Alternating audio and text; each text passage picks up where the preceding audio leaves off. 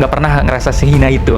Kayak ngerasa, waduh Tuhan kok gini banget hidup gitu kan, harus cari kerjaan sana sini begitu. Malam itu saya dilawat Tuhan, saya lihat figur, pertama sekali saya ngelihat foto Tuhan Yesus.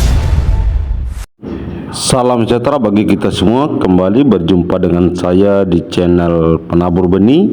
Saudara yang terkasih dalam Kristus Yesus, kita akan kembali mendengarkan kesaksian seorang Ibrahim Syahrin dari keluarga broken home yang sering dihina sebagai anak hasil zina, hingga terjerumus kehidupan gelap, mulai mengalami kejadian aneh dalam hidupnya. Bertemu sosok misterius saat sembahyang dan 3 kali bermimpi bertemu dengan Tuhan Yesus. Termasuk saat ini ia diberi pilihan mau selamat atau tidak.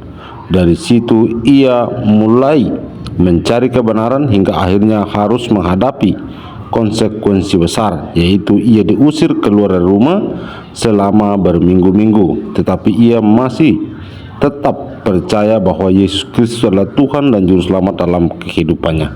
Karena itu, mari kita menyimak dulu video kesaksian berikut ini. Sahabat Super Youth, balik lagi bersama aku Bianca di podcast Super Youth. Hari ini kita kedatangan seorang pemuda yang pernah berjumpa dengan Tuhan Yesus dalam mimpinya. Padahal sebelumnya dia belum pernah mengenal siapa itu Tuhan Yesus. Kita langsung sambut aja Ibrahim Syahrin. Halo.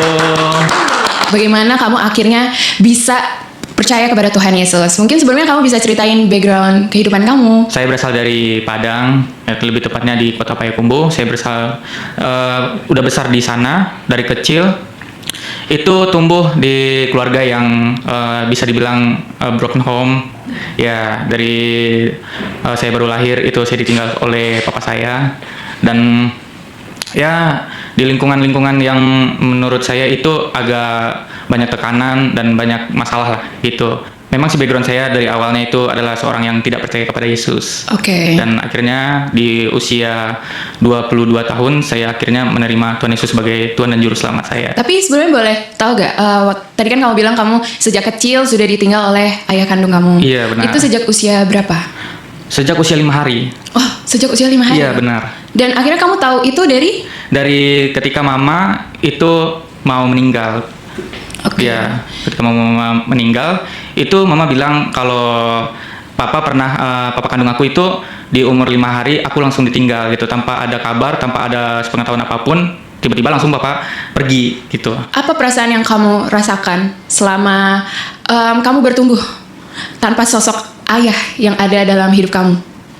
Ya, terutama itu yang paling mendalam di dalam hati saya itu yang pertama sekali kecewa, sakit hati, dan juga gak mau menerima kenyataan. Seperti itu yang saya rasakan ketika saya mendengar akan hal tersebut dari ibu saya sendiri. Kayak begitu.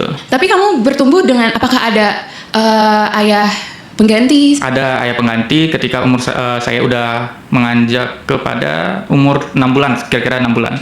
Oke, Ya. Tapi kamu akhirnya bertumbuh tahu kalau sebenarnya itu bukan ayah kandung, atau kamu baru taunya belakangan ini?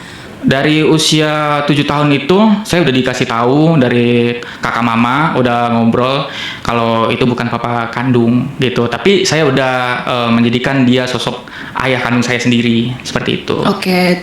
Tapi hubungan kamu dengan ayah sambung kamu itu seperti apa?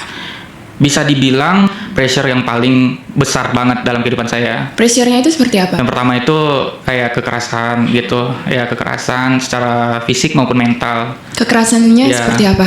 yang pernah dipukul juga, pernah diomongin, caci maki gitu. Boleh tahu nggak caci maki dari Oh iya, ayah yang paling membekas mungkin ya? kamu itu bukan anak dari saya gitu.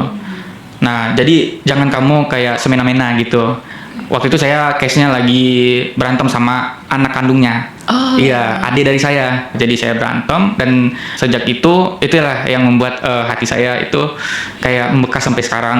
Caci maki bukan hanya dari keluarga, dan teman-teman juga sempat ngebully juga. Ditambah dari keluarga dan lingkungan sekitar. Itu yang membuat diri saya itu makin down gitu. Ada satu case yang dimana dibilang saya anak haram.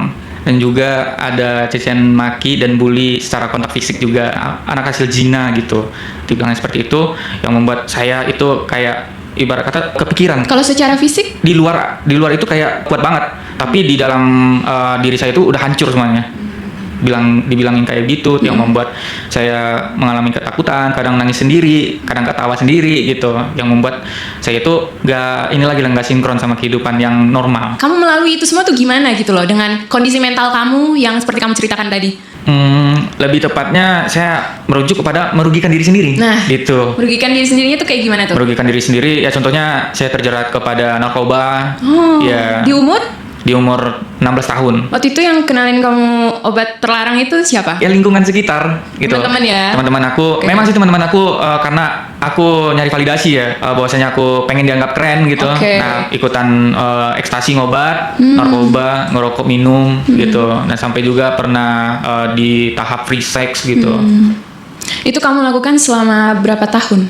Itu kurang lebih dari tahun 2016 sampai kepada tahun 2020. 2016 Iya, sampai 2020. 4 tahun. Tahun 2020 itu saya udah nge-stuck, udah nggak tahu mau ngapain lagi di Payakumbuh itu, lebih tepatnya di rumah saya. Yang saya lakukan tuh kayak udah hampa aja, nggak ada hasil, nggak ada guna gitu. Oke. Dan akhirnya di usia 22 tahun saya akhirnya menerima Tuhan Yesus sebagai Tuhan dan Juru Selamat saya. Sampai akhirnya kamu mimpi ketemu Tuhan Yesus tuh?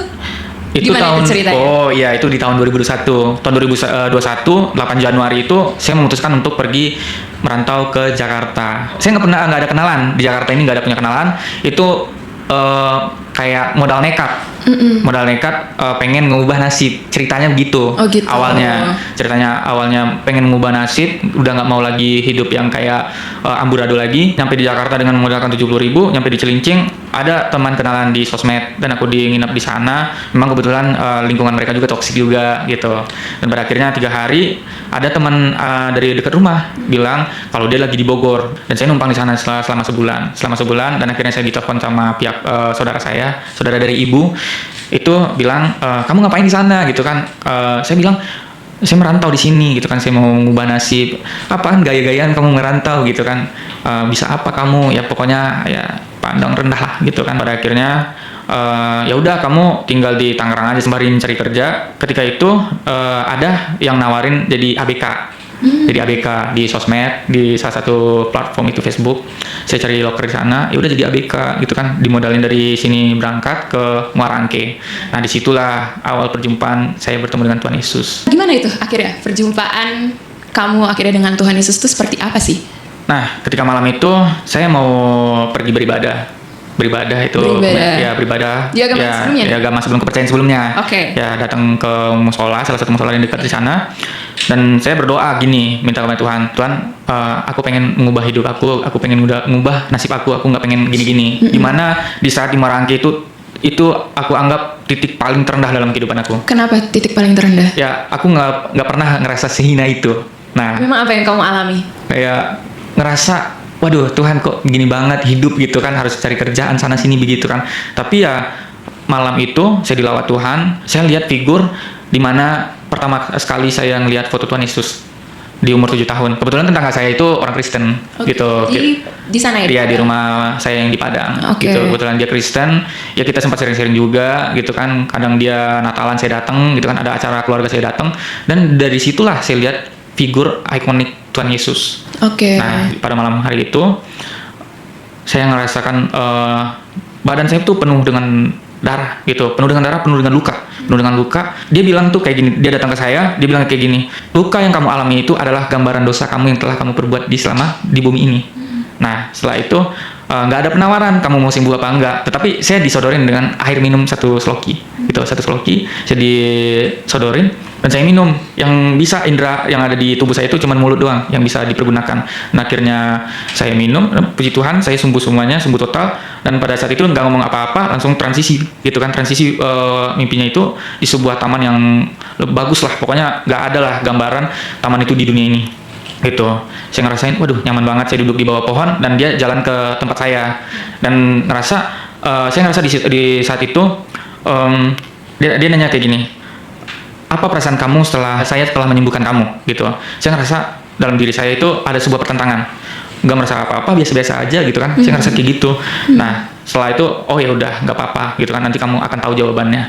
Dan ketika itu langsung berubah tempat, itu langsung di tempat sebuah ruangan ruangan yang gelap banget gitu. Terus saya dimodalkan dengan sebuah lilin. Nah, sebuah lilin, jadi lilin ini adalah lentera kehidupan saya. Dan saya memilih buat kemana. Kamu mau kehidupan yang kekal atau kamu merujuk kepada kebinasaan gitu. Dan saya mikir berapa kali mikir gitu kan. Oh, saya dikasih pilihan antara selamat atau tidak. Di kehidupan yang sebelumnya yang penuh dengan ya ibarat kata dosa ini, saya memutuskan buat berubah. Dan pada akhirnya saya memilih keputusan, ya udah saya memilih jalan ini, dan saya jalan ke tempat tersebut, dan pada akhirnya saya dirangkul di sana. Dirangkul, tangan saya itu kayak rasa ditarik gitu, ditarik. Ya puji Tuhannya langsung berubah, warna putih gitu. Setelah kamu mendapatkan mimpi itu, lantas kamu langsung percaya ke Tuhan Yesus atau seperti apa? Perjalanannya? Lebih ke menguji. Nah, lebih ke menguji, saya langsung cek handphone. Cek gitu. handphone itu browser di Google. Ya, bagaimana cara masuk Kristen gitu kan, bagaimana cara mengenal Tuhan Yesus, dan ada beberapa pihak juga yang datang ke saya itu lewat call center.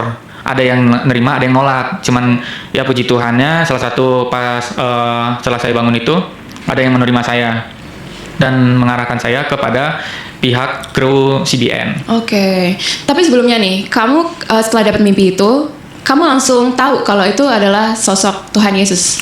Ya, di mimpi pertama itu sangat jelas sekali ikoniknya yang pernah saya lihat di umur 7 tahun itu. Jadi kamu langsung ingat tuh, oh ini Tuhannya orang Kristen gitu. Iya benar. Langsung Benar. kamu cari tahu gimana caranya untuk menjadi orang Kristen. Iya benar. Apakah saat itu kamu nggak ada momen kayak timbang-timbang dulu deh, atau kayak ragu-ragu? Ya, awalnya itu kekhawatiran itu menghantui. Oke. Ya, kekhawatiran, bimbang, dan sebuah pilihan yang paling terberat lah menurut saya gitu. Tetapi ketika saya cerita juga sama klien atau kru CBN tersebut, merasa saya diyakinin bahwasanya oh ya benar, kamu itu dipilih sama Tuhan gitu, kamu dipilih sama Tuhan, kamu sedang dilawat sama Tuhan. Dan saya bertanya-tanya sampai saya beberapa kali itu sampai sempat mikir ini benar apa enggak gitu, ini benar apa enggak. Tapi pas malam itu saya berdoa lagi, Tuhan kalau memang ini benar dari Tuhan, aku mau mengikut Tuhan gitu. Dan pada akhirnya pihak CBN ngarahin saya ke gereja lokal yang ada di Bekasi, dan saya menghampiri gereja tersebut dan ngobrol juga sama pendetanya, dan disitulah penyerahan hidup saya sepenuhnya untuk saya dibaptis. Sahabat Super Youth, buat kamu yang saat ini yang merasa sakit hati, kecewa, terpuruk, kamu itu nggak sendiri. Kalau kamu ada hal yang ingin dicurhatin dan ada yang mau ditanyain, bisa banget tulis di kolom komentar, DM kita, dan juga bisa banget WhatsApp ke nomor kita 0822 1500 2424. Kita mau mendengarkan curhatan kamu dan kita bisa berdoa sama-sama ya. Tadi kan kamu cerita mimpi, akhirnya kamu berada di ruangan yang terang banget. Iya. Waktu itu perasaan kamu gimana? Kaget gak? Lebih ke lega. Lega? Iya, lega, dan saya ngerasain sosok yang Kamu gak bingung? enggak, saya nggak bingung, cuman saya udah tahu gambaran awalnya. Oke, Makanya perasaannya gimana waktu itu? perasaan saya lega, jadi dan juga bertanya-tanya dan membuat diri saya penasaran. Lalu setelah itu prosesnya seperti apa? Sampai akhirnya kamu yakin banget nih, kamu memilih inilah juru selamat gue atau Tuhan gue seterusnya. Ya, yang pertama itu aku berdoa pas ketika saya konseling sama kru dari CBN, dan pada akhirnya saya ngobrol sama dia dan dia meyakini saya, dan saya berdoa lagi kepada Tuhan bahwasanya kalau memang ini berasal dari Tuhan, ya udah saya akan mengikuti Tuhan. Tetapi kalau enggak, biarlah ini sesuai dengan apa yang Tuhan mau aja gitu pada saat itu. Dan pada akhirnya saya diarahin ke gereja lokal yang ada di Bekasi. Setelah saya ketemu sama gembala sidangnya, nah ketika itu kita ngobrol sharing tentang bagaimana perjalanan kehidupan saya, perjalanan spiritual saya terhadap Tuhan Yesus. Dan setelah itu gak muluk-muluk, gak banyak basa-basi, disitulah penyerahan awal mulanya hidup saya untuk menerima Tuhan Yesus, dan hari Minggunya saya dibaptis. Oke, prosesnya waktu itu berapa lama sih? Itu kurang lebih 3 minggu. 3 minggu? Iya, 3 minggu saya mencari kebenaran tersebut. Oke. Iya. Oke, jadi setelah itu kamu akhirnya dibaptis atau belum? Iya, setelah saya penyerahan diri, saya dibaptis, dan setelah dibaptis, nah ini tantangan yang paling menarik dalam hidup saya. Apa itu? Dimulai itu. Pada saat itu, ketika saya setelah dibaptis, saya pulang ke rumah saudara di Tangerang. Nah, sebelumnya saya udah bilang ke saudara saya kalau saya mendeklarasikan iman saya di perkumpulan keluarga. Gitu, saya mau ikut Yesus. Nah, tapi saudara saya bilang kalau saya itu cuma bercanda, dan bahwasanya saya menseriusi itu semua kalau saya itu mau mengikuti Tuhan Yesus. Oke, jadi tantangan yang kamu hadapi apa dari keluarga setelah mereka tahu kamu akhirnya memutuskan untuk berpindah keyakinan? Iya, di jam 2 malam itu ketika di rumah saudara aku, itu dia nanya awalnya itu di leher kamu apa ada kayak apa? Ada kalung salib gitu, kalung salib sama Alkitab di dalam kamar. Oh, ditemukan Iya, ya? temuin gitu. Jadi saya diinterogasi secara pribadi. Oke. Terus saya bilang saya mau ngikut Tuhan Yesus gitu. Jawaban mereka seperti apa? Jawaban mereka, oh ya udah kalau kamu mau ngikut Tuhan Yesus, kamu nggak bisa. Apakah kamu pernah ikut ngebully teman-teman yang mungkin waktu itu Kristen? Ya ini sih agak terlalu ekstrim. Saya bilang kan, ya kenapa sih Tuhan kamu disalib? Tuhan kamu kenapa kok manusia? Tuhan kamu kenapa kok telanjang gitu? Secara nggak sadar aku yang dulunya menghina Tuhan, sekarang yang memuji-muji Tuhan. Diinterogasi secara pribadi. Oke. Terus saya bilang saya mau ngikut Tuhan Yesus gitu. Jawaban mereka seperti apa? Jawaban mereka, oh ya udah kalau kamu mau ngikut Tuhan Yesus, kamu nggak bisa tinggal di sini gitu. Waktu itu perasaan kamu gimana setelah mereka ngomong gitu? Agak ngedrop dikit Oke. karena itu sebuah penolakan dari sebuah saudara. Tapi takut gak sih? Ya, ketakutan tuh ada, menghantui, kekhawatiran, ketakutan gitu kan. Itu pasti ada. Ketika memang benar kalau kita diuji gitu. Ketika kita diuji, seberapa sungguh sih kamu mengikut Tuhan gitu. Dari pihak keluarga, saudara pun, ya itulah ujian awalnya. Dan saya meyakini, oh udah, saya bulatkan tekad saya bahwasanya saya mau ikut Tuhan Yesus. Oke. Terus apa yang terjadi setelah itu? Setelah itu saya keluar dari rumah dan pada akhirnya saya di Tanah Abang. Di Tanah Abang itu Ada kenalan atau? Enggak sama sekali. Itu hidup saya luntang-lantung di sana. Malahan saya tuh lebih ke ini kayak nggak ada arah, nggak ada arah. Tetapi ya pada saat itu saya bilang kayak gini sama Tuhan. Tuhan kalau Tuhan sertai saya gitu kan, mana jawabannya gitu? Mana solusinya, mana tujuan yang telah engkau tetapkan pada saya gitu. Nuntutnya seperti itu. Dan setelah seminggu di Tanah Abang, hidup luntang-lantung, dan pada akhirnya saya ngobrol sama pendeta yang ngebaptis saya itu. Oke. Ya, saya bilang saya nggak ada tempat, saya diusir doa sama keluarga, dan saya pengen mau cari kerja di Jakarta, dan saya nggak mau nyusahin pada saat itu. Dan nyampe di Bekasi dengan keadaan yang lusuh, kayak nggak ada pengharapan sama sekali.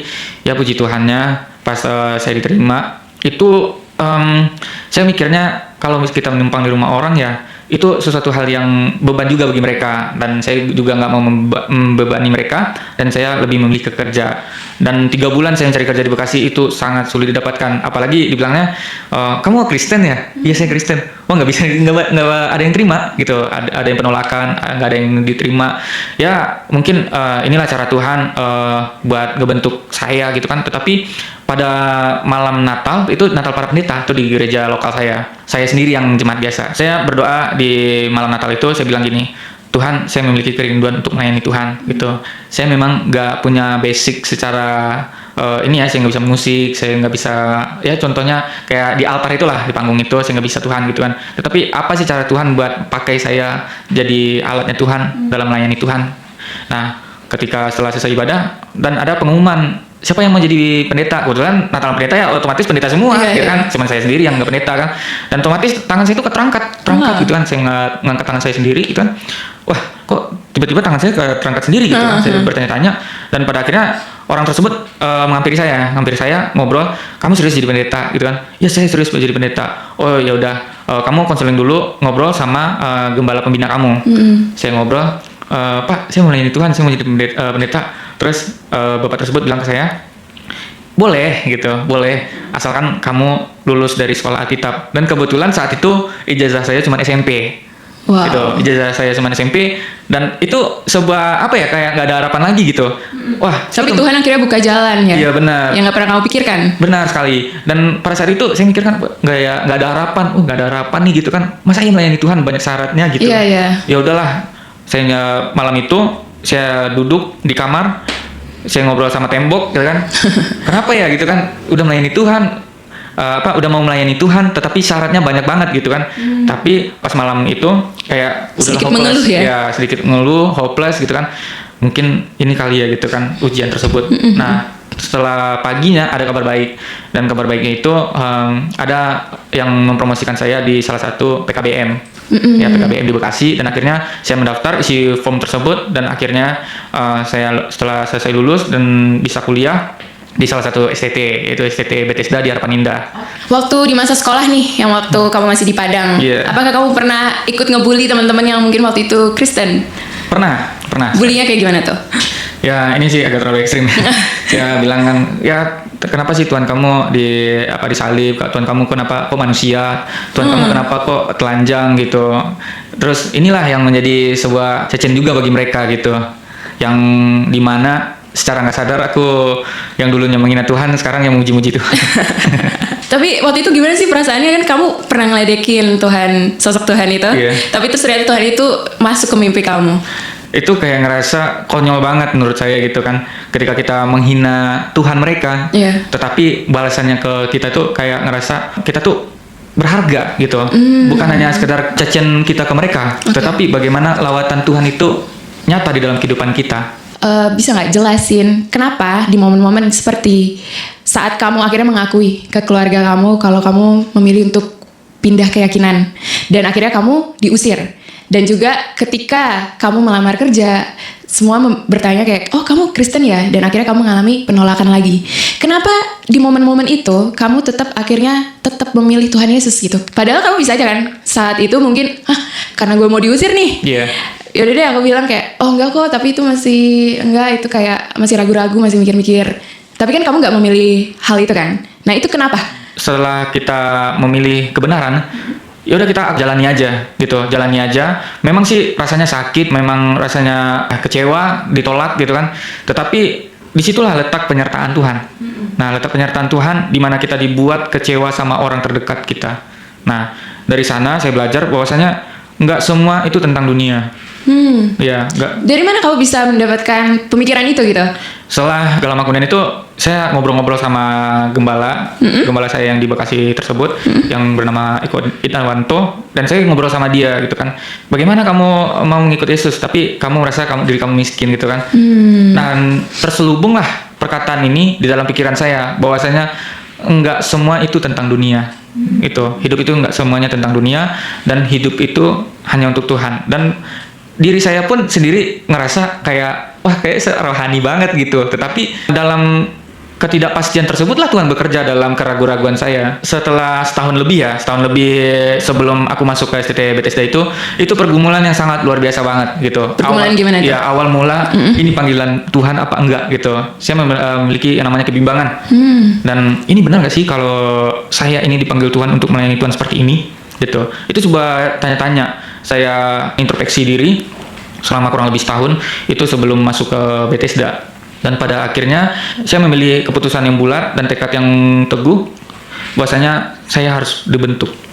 Ya. Dan saya harus dibentuk, dan saya anggap ini seperti bejana. Nah, jadi bejana itu kalau misalkan nggak sesuai dengan permintaan tuannya pasti dihancurin. Nah, tetapi bagaimana sesuai dengan apa yang dibentuk gitu. Dan saya ngalamin itu juga. Kayak gini ya prosesnya, saya nikmatin gitu. Boleh ceritain nggak prosesnya tuh kayak gimana? Prosesnya itu penuh dengan air mata sih gitu kan, penuh dengan air mata. Apa yang terjadi itu? Iya, penuh dengan air mata dan doa yang nggak putus-putus, air mata yang nggak berhenti mengalir gitu. Memang apa yang kamu hadapi tantangannya? Yang pertama itu kekhawatiran akan hari esok gitu, kekhawatiran akan hari esok. Contoh sederhananya gini, tapi impactnya itu gede banget. Contohnya makanan. Ya, contohnya makanan. Kalau nggak ada makanan, kita nggak ada energi buat melakukan apa-apa kan. Nah, kayak seperti itu kekhawatiran yang kayak ngerasa, waduh Tuhan gitu kan. Kenapa, malahan di dalam pikiran ini kenapa dan mengapa gitu. Tetapi ya saya mengalami itu sangat luar biasa, maupun dalam sedikit proses apapun itu saya nikmatin. Sahabat Super Youth, buat kamu yang saat ini yang merasa sakit hati, kecewa, terpuruk, kamu itu nggak sendiri. Kalau kamu ada hal yang ingin dicurhatin dan ada yang mau ditanyain, bisa banget tulis di kolom komentar, DM kita, dan juga bisa banget WhatsApp ke nomor kita 0822 1500 2424. Kita mendengarkan curhatan kamu dan kita bisa berdoa sama-sama ya. Kalau kamu bisa membandingkan nih Ibrahim yang dulu dan sekarang, itu perbedaannya seperti apa sih? Kalau Ibrahim yang dulu dengan Ibrahim yang sekarang, Iya. itu sangat jauh beda. Jauh bedanya gimana? Jauh bedanya seperti ini. Ibrahim yang dulu itu penuh dengan kekhawatiran. Penuh dengan kekhawatiran. Penuh dengan kekhawatiran, penuh dengan keputusasaan, hilang harapan, dan penuh dengan kecemasan. Dan saat itu juga Ibrahim yang dulu memiliki sebuah depresi, gitu. Iya. Kalau Ibrahim yang sekarang? Ibrahim yang sekarang jelas beda. Kekhawatiran memang masih ada, tetapi semuanya itu mengandalkan Tuhan. Apapun itu, ya meskipun dalam keadaan susah maupun kesulitan, selalu mengandalkan Tuhan dan selalu kayak lebih dekat kepada Tuhan. Oke, Iya. jadi semua mengandalkan Tuhan aja ya. Iya, mengandalkan Tuhan. Percayakan kepada Tuhan aja. Benar. Karena hidup, apa tadi kau bilang? Bukan hanya tentang, Hidup bukan hanya tentang dunia saja, tapi tetapi semua itu hanya tentang Tuhan. oke. Kalau sekarang kamu pelayanannya apa nih? Pelayanan kebetulan di gereja sekarang itu jadi dipercayakan WL, singer di ibadah umum, dan khotbah juga di ibadah pemuda, dan ada juga komunitas sel. Nah, disitulah saya melayani Tuhan. Gimana nih kalau menurut Ibrahim menanggapi tentang panggilan memikul salib? Seperti yang di Matius 16 ayat 24-25. Oh, Jadi kan kamu kan sebelumnya belum pernah percaya Tuhan Yesus sampai akhirnya kamu memutuskan untuk mengikut Dia. Tapi kan Tuhan gak pernah menjanjikan dalam mengikut Tuhan Yesus itu hidup kamu akan indah terus kan. Justru Dia bilang malah kamu harus pikul salib. Nah, bagaimana tanggapan kamu dalam hal itu? tanggapan saya ini terdapat di dalam Yohanes 14 ayat 15 bilang gini, "Jikalau engkau mengasihi aku, maka engkau akan mengikuti seluruh perintahku."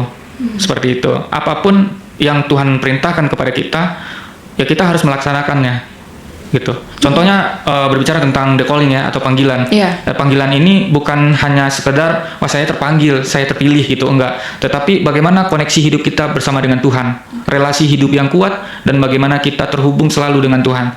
Dan ketika kita terhubung dengan Tuhan, pasti kita akan mengikuti firman-Nya.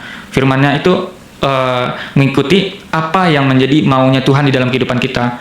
Dan setelah itu berbicara tentang panggilan, itu bukan hanya semerta-merta kita melayani di mimbar, kita melayani firman Tuhan dan lain sebagainya macamnya, tetapi bagaimana panggilan kita tersebut untuk menjadi keselamatan bagi orang lain. Kamu sendiri gimana relasi kamu dengan Tuhan? Bagaimana cara kamu menanggapi panggilan dalam hidup kamu?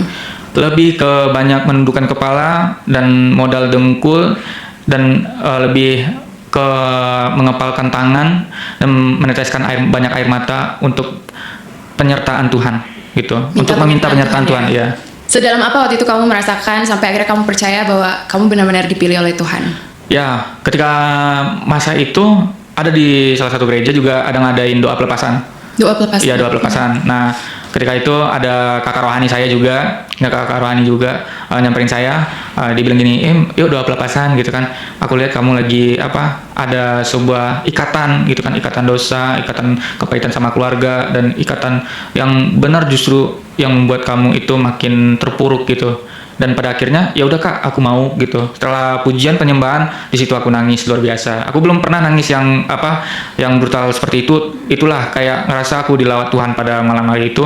Bahwasanya wah memang benar Tuhan yang memilih aku, dan aku yakin dan percaya pada malam hari itu adalah zaman Tuhan yang sangat luar biasa dalam kehidupan saya. Yang belum pernah kamu rasakan sebelumnya? Yang belum pernah saya rasakan sampai saat Rasanya ini. itu kayak gimana? Damai, sukacita atau? Awal saya ngerasain itu hati saya kayak terbuka untuk mengampuni dan memaafkan. Dan di dalam hati saya itu dulu terselubung banyak dendam keluarga, dendam teman, dan orang-orang sekitar seperti itu. Tetapi ketika malam itu Tuhan ngikis itu semua yang ada di dalam diri saya. Ini sesuatu hal yang belum pernah terjadi dalam kehidupan saya, dan pada akhirnya ya udah saya mau mengampuni Tuhan, saya mau mengasihi mereka Tuhan, dan saya mau melakukan apa yang Tuhan mau dalam kehidupan saya. Pada saat malam itu dan saya merasa lemas gitu, badan serasa lemas, nggak ada tenaga, tetapi hati saya itu kayak dipulihkan. Dan saya yakin itu adalah kuasa Roh Kudus yang mampu melawat saya hingga meyakini saya kalau saya itu adalah pilihannya Tuhan. Gitu. Ada nggak sih ayat Alkitab atau pujian yang menemani kamu di saat kamu lagi down atau kamu lagi kesusahan mencari Tuhan nih? Iya. Ada nggak? Ada. Itu di Yesaya 41 ayat 10. Demikianlah firman Tuhan. Janganlah takut sebab aku menyertai engkau. Janganlah bimbang sebab aku ini Allahmu. Aku akan meneguhkan, bahkan akan menolong engkau. Aku akan memegang engkau dengan tangan kananku yang membawa kemenangan. Amin. Dalam situasi kondisi apapun, inilah yang menjadi pegangan hidup saya. Ketika saya merasa bimbang, gundah gulana, ya kayak hopeless, gak ada harapan. Tetapi ya inilah suatu penguat dan suplemen lah bagi kehidupan saya. Karena tanpa Yesus, saya mungkin menjadi sosok yang terhina di antara yang hina. Nah, peran Yesus ini sangat luar biasa dalam kehidupan saya. Bahwasanya tanpa Yesus, saya ini ibarat kata sesuatu hal yang kosong. hanya tubuh yang berjalan tetapi tidak punya arti. Tetapi semuanya kembali kepada Tuhan Yesus, bagaimana Tuhan Yesus mengartikan seluruh kehidupan saya agar berharga di mata Dia. Amin. Bagaimana kau bersyukur memiliki Tuhan Yesus sebagai Tuhan dan Juru Selamat kamu saat ini? Sangat sungguh bersyukur banget. Nah, yang pertama itu tidak ada keselamatan di luar Kristus. Oke, tidak ada keselamatan di luar Kristus. Dan percayalah, banyak di luar sana memperbandingkan agama-agama dengan kekristenan. Percayalah, kekristenan itu berbicara tentang Yesus. Nah, agama-agama berbicara tentang siapa saya. Nah, kekristenan, doa kita dijawab oleh kasih karunia. Tetapi agama-agama, kita melakukan tindakan perbuatan baik, kita melakukan ibadah rutinitas, baru doa kita dijawab. Di dalam kekristenan juga, Tuhan yang mencari kita, karena kita sudah dipisahkan oleh dosa. Dan sebegitu berharganya kita di mata Tuhan, sampai Tuhan mencari kita. Tetapi agama, kitalah yang mencari Tuhan. Itulah kasih Tuhan ya. Iya, benar. Begitu besar dalam setiap kita. Sahabat Super Youth, buat kamu yang saat ini yang merasa sakit hati, kecewa, terpuruk, kamu itu nggak sendiri. Kalau kamu ada hal yang ingin dicurhatin dan ada yang mau ditanyain, bisa banget tulis di kolom komentar, DM kita, dan juga bisa banget WhatsApp ke nomor kita 0822 1500 2424. Kita mau mendengarkan curhatan kamu dan kita bisa berdoa sama-sama ya. Mungkin terakhir kali ya, pesan untuk sahabat-sahabat Super Youth yang mungkin sedang mengalami hal yang sama. Mereka bimbang, mereka ingin percaya Tuhan Yesus, tapi mungkin kondisi mereka belum bisa. Kamu ada pesan gak buat sahabat Super Youth? Baik, ya pesan saya hanya sederhana. Andalkan Tuhan dalam segala kondisi dan percayakan semua itu kepada Tuhan sepenuhnya. Maka Tuhan akan bekerja di dalam kehidupan kita. Percayalah, keselamatan itu adalah anugerah yang terbesar yang diberikan oleh Tuhan Yesus, dan itu tidak bisa dibayarkan dengan apapun itu. Dan mungkin anak muda pada saat ini yang mengalami depresi, yang nggak tahu arah, tapi percayalah, ketika kita menyerahkan seluruh hidup kita kepada Tuhan, semuanya itu akan ada jawabannya. Meskipun rintangan yang kita lewatin, itu adalah proses pembentukan iman kita. Oke, mungkin kalau saat ini papa kandung kamu, dimanapun dia berada, lagi nonton, kamu ada pesan nggak buat beliau? Ya, pesan saya sama beliau, Papa, meskipun saya nggak pernah ketemu sama kamu, inilah anakmu pada saat ini menjadi sosok pribadi yang sangat luar biasa, bisa bertumbuh tanpa adanya bimbingan kamu sebagai papa kandung. Tetapi saya selalu mendoakan kamu agar kamu bisa ketemu dengan saya dan kita bisa membangun keluarga yang harmonis kembali. Wow, terima kasih banyak ya Ibrahim untuk ceritanya, harapannya teman-teman Super Youth yang menonton juga kembali dikuatkan imannya. Mungkin sebelum kita tutup podcast ini, kamu doakan sahabat-sahabat Super Youth di luar sana yang sedang menonton. Bapak, kami sungguh bersyukur Tuhan atas pertemuan hari ini ya Tuhan. Ini bukan kebetulan, tetapi ini adalah rencana Tuhan dalam kehidupan kami, bahwasanya bagaimana Tuhan bekerja di dalam kehidupan kami. Kami percaya Tuhan bahwasanya lawatan Tuhan nyata di dalam setiap pribadi kami, dalam setiap pergumulan dan kesesakan yang kami alami pada saat ini Tuhan. Tuhan, jamah kami ya Bapak, meskipun kami memiliki keraguan, iman kami merasa tergoyahkan, tetapi kami menyerahkan ini semua ke dalam tangan-Mu ya Tuhan. Maupun teman-teman Super Youth pada saat ini ya Tuhan memiliki kehilangan arah, tetapi biarlah Tuhan yang bekerja dalam kehidupan mereka, agar mereka dapat dituntun oleh kuasa Roh Kudus, hidup benar dan dituntun oleh Tuhan. Terima kasih Tuhan, di dalam nama anak-Mu Yesus Kristus kami berdoa dan bersyukur, haleluya, amin. Amin. Ya, puji nama Tuhan, saudara yang terkasih dalam Kristus Yesus. Demikian video kesaksian yang kita sudah dengarkan secara bersama-sama, di mana Ibrahim Syahrin menceritakan di mana kisahnya ketika ia mengalami penindasan dan juga kekerasan, ketika ia memutuskan memilih menjadi pengikut Kristus. Keputusan yang membuat hidupnya berubah drastis, walaupun ia diusir dari rumah selama berminggu-minggu. Namun ia tetap percaya bahwa Yesus adalah Tuhan dan Juru Selamat dalam kehidupannya. Kalau kamu mau ikut Tuhan, kamu gak bisa tinggal di sini. Hingga hidup sebagai gelandangan di jalanan, sampai makan sisa-sisa sampah.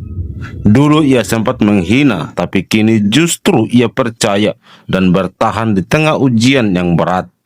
Menerima semuanya dengan air mata di tengah kondisi hidupnya yang luntang-lantung. Ibrahim mulai memahami bahwa hidup bukan hanya tentang dunia dan menemukan arti yang menguatkannya untuk terus berjalan. Karena itu, mari kita terus mendoakan para murtadin ini, sehingga mereka juga boleh benar-benar mengalami perjumpaan dengan Tuhan, sehingga mereka hidupnya tidak lagi bergantung pada manusia, melainkan bergantung sepenuhnya pada Kristus. Terima kasih sudah menonton dan menyaksikan video dari Penabur Benih. Semoga menjadi berkat bagi kita semua, dan sampai jumpa di video berikutnya. Tuhan Yesus memberkati.